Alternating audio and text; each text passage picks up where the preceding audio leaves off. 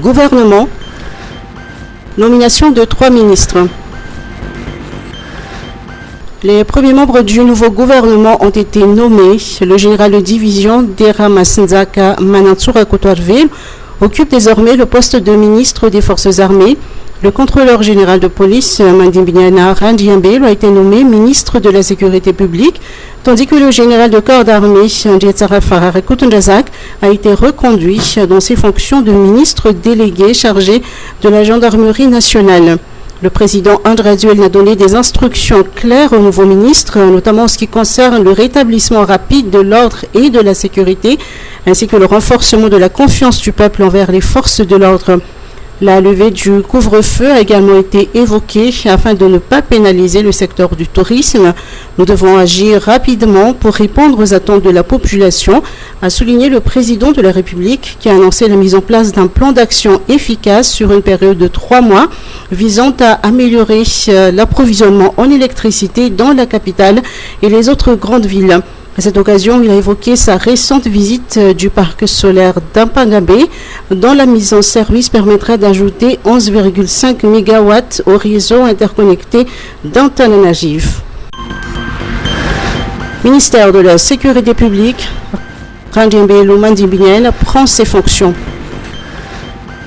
La cérémonie de passation de pouvoir entre le ministre sortant de la Sécurité publique, l'inspecteur général de police Rakutor Manana Irlal et son successeur, le contrôleur général de police Randiambelo Mandimbiana, s'est tenue aujourd'hui à Anoussi. Dans son discours, la nouvelle ministre a souligné l'urgence du défi à relever, le rétablissement de l'ordre public afin que les citoyens puissent vaquer à leurs occupations quotidiennes sans crainte. Elle a insisté en particulier sur la nécessité de permettre aux jeunes et aux enfants malgaches de poursuivre leurs études dans un environnement sécurisé, conformément aux directives du président de la République Andraduel. Elle a également rappelé que les forces de défense et de sécurité doivent agir de manière solidaire et coordonnée pour assurer le retour de l'ordre. À cette occasion, elle a exhorté l'ensemble des policiers, sans exception, à accomplir leurs devoirs avec rigueur et professionnalisme, à protéger la population et ses biens et à respecter l'éthique, la déontologie ainsi que les lois et règlements en vigueur. Elle a conclu en les appelant à honorer la police nationale par leur conduite exemplaire.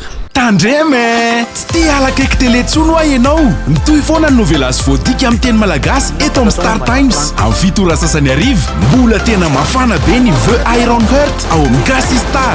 Ho avy tsy ho ela ihany koa ny Gangs of Manila fa aza miala aloha e. Fantatrao ve zany rehetra zany dia jifaina manomboka amin'ny 4,000 monja ny re abonnement. Efa hoe 4,000 ho anefa mahita chaîne BDB na série na fanatanjahanteny fialamboly tsy akiato e. Misy teny pirenena maro samihafa koa aneny chaîne zay tianao mihitsy na frantsay na anglisy na sinoazy. Mpakafy baolina kitra ianao ara ohatrany mifampitana mivantana La Liga, Bundesliga, Saudi Pro League ary ny Carabao Cup. Misy fitantarana amin'ny teny malagasy ny La Liga ao amin'ny Op TV. Naiza misy ianao na Antananarivo mety aminao ny kit DTT 55,000 ariary. Manerana amin'ny faritra kosa 70,000 ariary dia mahazo kit DTH. Aza tarare atsony 02022 202 manova re abonnement. Manatona toeram-pivarotana Star Times akaiky anao. Star Times ova ilay fijery.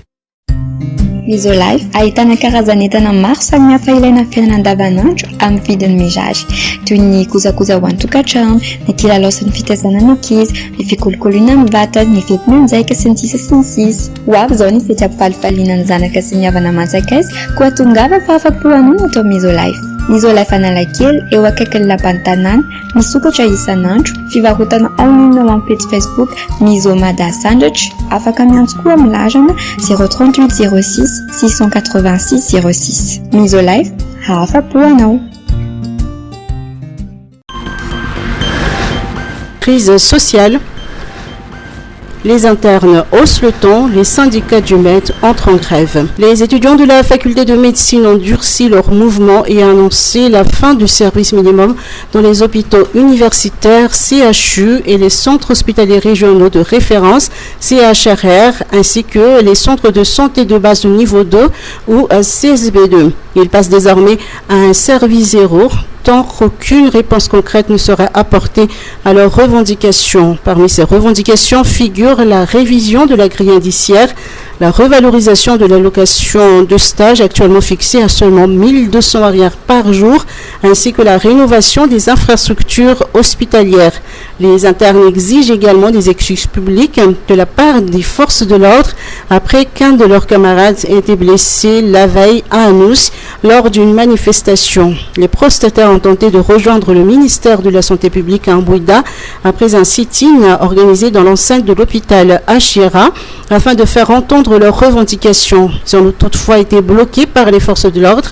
Des artistes et influenceurs, dont la chanteuse Boud, ont également tenté de dialoguer avec les forces de l'ordre pour permettre aux internes de poursuivre leur marche, mais sans succès. Les forces sont restées inflexibles. La tension est rapidement montée et des bousculades ont éclaté entre les deux camps, poussant les forces de l'ordre à recourir à des gaz lacrymogènes pour disperser la foule. Cette intervention a entraîné la blessure d'un autre étudiant. Parallèlement, les syndicats du ministère de l'Environnement et du Développement durable, OUMED, ont à leur tour annoncé une grève nationale. Parmi les principales revendications figurent le recrutement du personnel en ECD, emploi à caractère durable, et ELD, emploi à longue durée, une revalorisation salariale, les salaires n'ayant pas évolué depuis plusieurs années, ainsi qu'un recrutement basé sur le mérite et non soumis à des pressions politiques. Les syndicats ont exprimé leur soutien au mouvement Gen Z et ont fermement condamné les violences exercées par les forces de l'ordre. Élection sénatoriale, report du dépôt de candidature. La Commission électorale nationale indépendante CENI a annoncé le report de l'ouverture du dépôt de candidature pour les élections sénatoriales prévues le 11 décembre prochain. Initialement fixée au 9 octobre, cette étape clé du processus électoral n'aura finalement pas lieu à la date prévue. Selon le président de la CENI, la constitution des dossiers de candidature s'avère difficile dans le contexte actuel marqué par une situation politique et institutionnelle tendue. Le bureau permanent de la CENI s'est déjà réuni en session extraordinaire pour statuer sur ce report. Une nouvelle réunion est prévue dans les prochains jours afin de fixer une nouvelle date d'ouverture du dépôt de candidature ainsi que pour ajuster le calendrier électoral en conséquence.